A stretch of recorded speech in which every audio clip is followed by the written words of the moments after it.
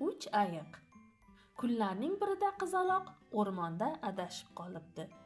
Uyga qaytadigan yo'lni qidirib topolmabdi. O'rmonda yurib bir kulbani ko'rib qolibdi.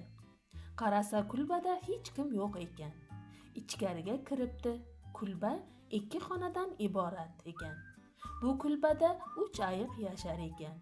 Ular o'rmonga sayr qilgani ketishgan ekan. Qizaloq birinchi xonaga kirsa, yasatilgan stol atrofida 3 ta stol turgan ekan. Eng katta stolga o'tirib, eng katta tovoqdagi bo'tqadan yeb ko'ribdi. So'ng o'rtancha stolga o'tirib, o'rtancha tovoqdagi bo'tqadan tanovul qilibdi. Oxirida esa eng kichik stolga o'tirib, eng kichik tovoqdagi bo'tqani yeb qo'yibdi. Ovqatlanib bo'lib, kichkina xonaga kiribdi. Xonada 3 ta to'shak bor ekan. Qizaloq eng katta to'shakka yotib ko'ribdi. To'shak kenglik qilibdi. So'ng o'rtancha to'shakka yotib uxlashga harakat qilibdi. Balandlik qilibdi.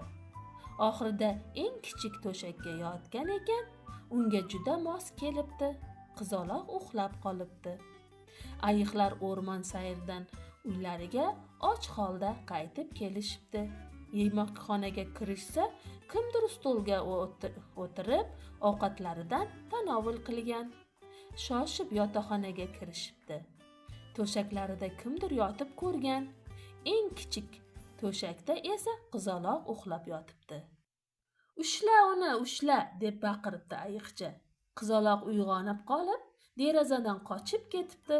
Ayiqlar uni quvib yetolmabdi.